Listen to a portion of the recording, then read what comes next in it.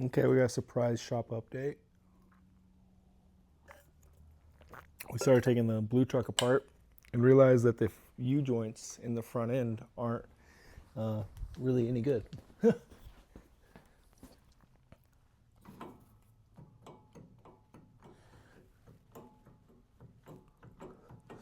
So we're going to rebuild the front end and then take the axles out of the rear end and put longer studs in them. The studs aren't long enough in the front or the rear. We started out by taking the front hubs off to take the studs out and put longer studs in it, and then we found that and called the customer, let him know he wants to do it right so he can go out and enjoy this thing. So we're going to rebuild all this, paint it. It looks like this one's bent, this tie rod. Ooh. I don't know if you can get an angle on that with my light. Anyways, I think I have a good solid one out in the yard, so we're going to see if we can pull it off for him. So we're going to wire wheel all this and paint all of this. So it's going to look real nice. Same with the drive shaft. That's why the exhaust is all masked off with aluminum foil. It's way faster and cheaper than masking paper, and you can start the truck with it. Our little boo-boo we talked about earlier.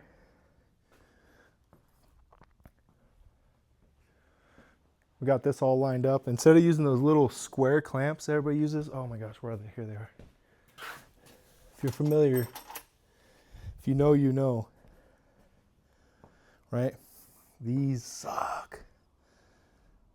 I hate using these so bad. Okay, so instead of using these in each spot, I made vice grips that fit in the spot. And it took like 4 or 5 different attempts. Let's see here. K&N air filter box to come up with the right pitch to get inside the, let's see here. You see it's a really tight fit to get through there. Oh, my headlamp turned off. No. Okay, well, hopefully you guys can see that. So I made 4 of them. I should have made more. I should have made 8 of them because they were really handy. I think if I can get one to get in here, that'd be really helpful.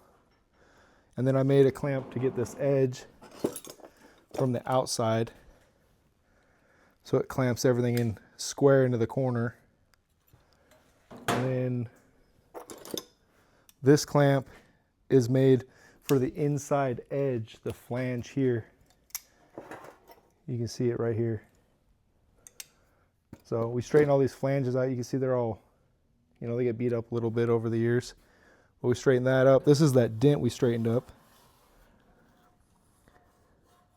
We got it to line up real nice with the other part of the bedside. So this is coming along nicely. You should have all these tacked up and the red ones tacked up tonight if we do everything right. I fitted everything, so now it comes to the welding process. Fun times.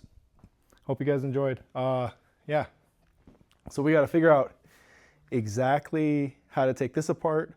We've been wondering if we should make a cart to put it on. If anybody thinks that's a good idea. I mean, I'm thinking it has to support 3,000 pounds or more. And so it has to have a whole bunch of casters on it. And, or we make 2 carts and then we have some sort of like connection beam between them, or we just leave it in its spot and just knock out the work. Because we have other projects that need to come in the shop. And right now it looks like this. And we're going to cut this away so we can get the wheel off when the truck's on the lift. Anyways, here it is. Hope you guys enjoyed. I'll catch you on the next one. See how much trouble I can get into.